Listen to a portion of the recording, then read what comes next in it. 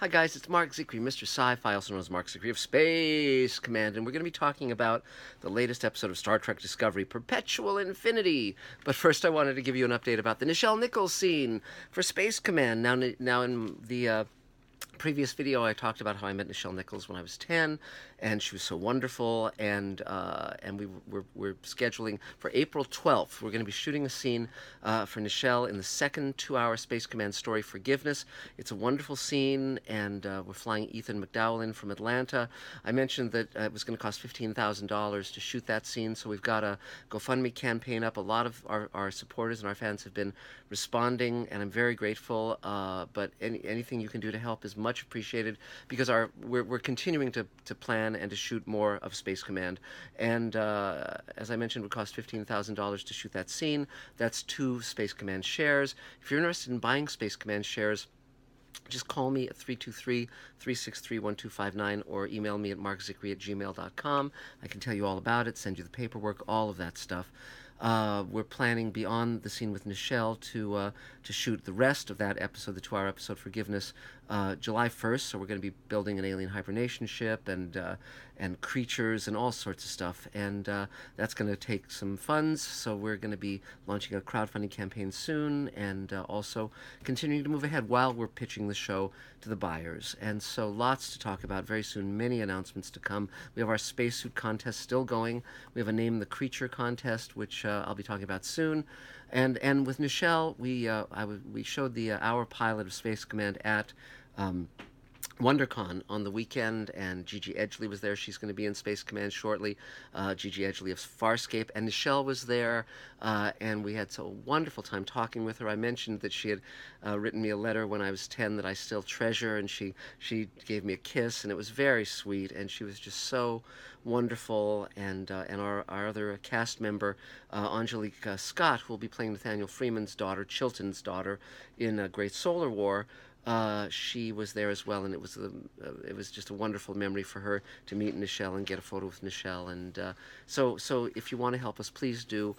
Every little bit helps, and you can't believe how much the encouragement means to me, and to be able to shoot this scene with Nichelle after having met her when I was 10 and having her be such an inspiration, because that was when Star Trek was on, and it was just magic for me, and being able to shoot a scene with her for Space Command will be bringing everything full circle. So thanks very much for whatever you can do. Now moving on to Star Trek Discovery.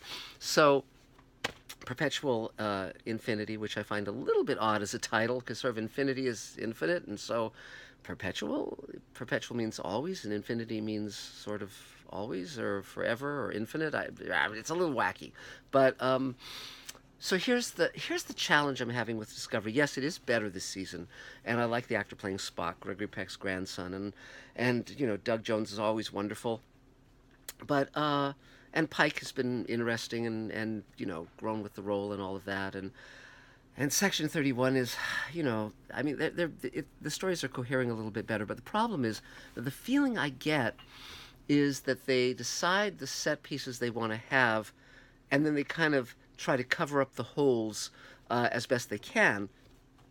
Now, one ongoing problem has been that in the original Star Trek, if they were having our guys trapped or our guys in danger, they would have various reasons why the Enterprise couldn't beam them up. So either they'd have to keep shields up because they were under attack and they couldn't beam people up when they had their shields up, or they would have to leave orbit for some other urgent thing, and there'd be a reason, there'd be a rationale for why our guys just couldn't be beamed up, because the transporter is the ultimate, Deus Ex Machina, where if you can beam people up at any time, why don't you do it? And but so in this one, it's again the same problem, which is, Michael is attacked and there's all this stuff going on, and they beam them up when the battle's done. Well, why don't they just beam them up while the battle's happening and keep the bad guy in stasis and so forth? But and the other problem is, the basic gag is there's the Red Angel, and the Red Angel's been saving Michael throughout the time since her parents were ostensibly killed, and then they were saying, well, the Red Angel is you from the future, Michael, and let's trap it, which of course, and Michael never said, well, if it's me, wouldn't she know that we're setting up this trap, and wouldn't she avoid this trap? Obvious question, but no one asked it. But then, and they said, well, we've done the biometric, scanning, and it's no doubt it's you. And then, of course, then it turns out to be her mother. It's like, well, there's similarities between mothers and daughters, a similar hairstyle, whatever, And it's like, okay, well, you just wanted to fool the audience and then pull the switcheroo that it's her mom. And her mom's, been traveling through time since she ostensibly died, and her parents were spies. These are spoilers, of course, so I assume you've watched the episode. But, and then it's like, well, we can but this evil Section 31 computer is going to take the memories from the dead planet that we got all the memories from, and it's going to become omnipotent, and it's going to wipe out all the sentient life in the galaxy. And it's like, okay, and there's no real sense of the Section 3. I mean, why would the Federation build a computer that would be so malevolent, that would become so all powerful? A little curious, but there is a history of that in Star Trek. In the original Star Trek, there was Nomad, who was a very powerful. It was a NASA probe that had been monkeyed with by aliens and become very powerful and was very dangerous in terms of wiping out humanity. And then that kind of became V'ger in Star Trek: The Motion Picture. Or at least it was a very similar plot. And then, of course, malevolent computers trying to wipe out humanity. There's a history of that from Skynet and many other science fiction stories. The Terminator has Skynet, and of course there's HAL 9000 in 2001. So there's a history, a lineage. But in this one, it's like, okay, it's going to steal all this data, and this computer puts its brain into the Section 31 guy, and he's now evil, and so forth. And he gets away with 56% of the data, and maybe they're laying track for the Borg. Who knows? Who knows? And Michael's mom, they can put the data into the Red Angel, but that means her mom can't be inside the suit, and so her mom's going to be thrown into this hole in infinity, or this perpetual infinity, and won't have a suit to protect her. But also, like, how's she going to breathe? How's she going to live? What's the deal here? But then Michael says, "I'll find you," and it's like, okay, I mean, uh, it's okay. It's okay. It's a little wacky. And her mom says, well, I was there throughout your life, viewing these moments where you graduated Vulcan school and you did this and you did that, and I was there to protect you. And if you were there, why didn't you tell her you were there? I mean, who knows? This is like the constant problem with many stories throughout the history of entertainment, is literally like all the Fred Astaire, Ginger Rogers movies. Like, well, why didn't you just tell him the truth? But okay, not for me to say. But with the Red Angel, it's like, okay, so now we have another episode coming. We're going to see how this thing wraps up or fails to wrap up. But we shall see. But they're setting up the Michelle Yeoh series with Section 31. They're setting up the Picard series with Jean-Luc Picard, the Walker years, and because he's around 80. And no, it's going to be fine. This is all going to be fine. It's, Alex Kurtzman is the new Keeper of the Flame, and okay. I mean, the challenge I have amongst the challenges is, it's not enough just to make speeches that you stand for something, and it's still feeling like, okay, they're making these speeches, but do they really believe what they're saying? Do the writers believe it? Who knows? It's better, and some people love it, and I'm not going to cast aspersions on that.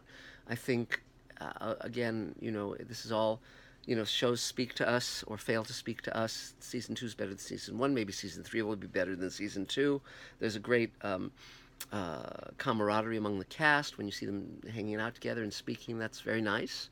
They seem to really care about each other and like each other.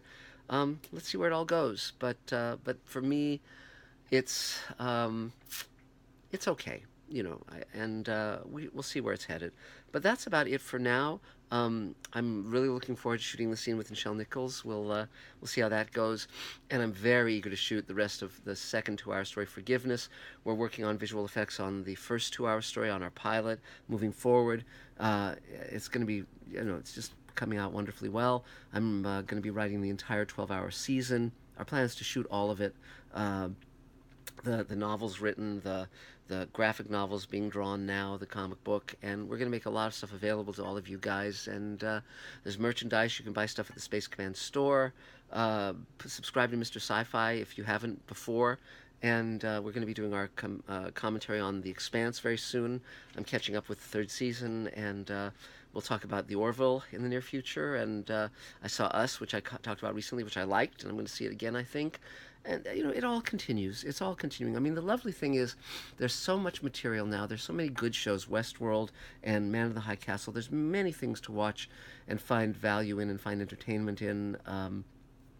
Some wonderful novels being written. Andy Weir is doing stuff. He wrote The Martian, and there's the Expanse novels, and there's many wonderful books being written. So it's a good time for science fiction. It's different from the golden age of science fiction in that I think there was a philosophy amongst the writers of the 50s, late 40s through the 50s into the 60s, of optimism and hopefulness. And there was the fear that we might be destroyed by atomic war, but there was the hope that we would colonize the solar system and then the galaxy. And I don't find that same continuity amongst the current science fiction community. But that said, it's still a great genre. It's still a great fan base. It's still science fiction conventions are where you can really find people of like mind. Lots to talk about, lots ahead. So that's it for now. Again, if you want to buy a Space Command share, just give me a call, drop me an email, and if you want to throw a few dollars at us, you can go to the GoFundMe campaign for the Nichelle Nichols scene. We're up to $2,000 on that, and we need 15 ideally. And every dollar helps. Every dollar is going to Space Command. And then there's a Patreon account that helps keep Mr. Sci-Fi going, Mark Zickery Patreon account. And we're just continuing on and doing what we love and sharing it with you. So I look forward to talking more soon. And thanks for being there, and thanks for being part of this wonderful world and universe that I inhabit. Talk soon, guys. Bye.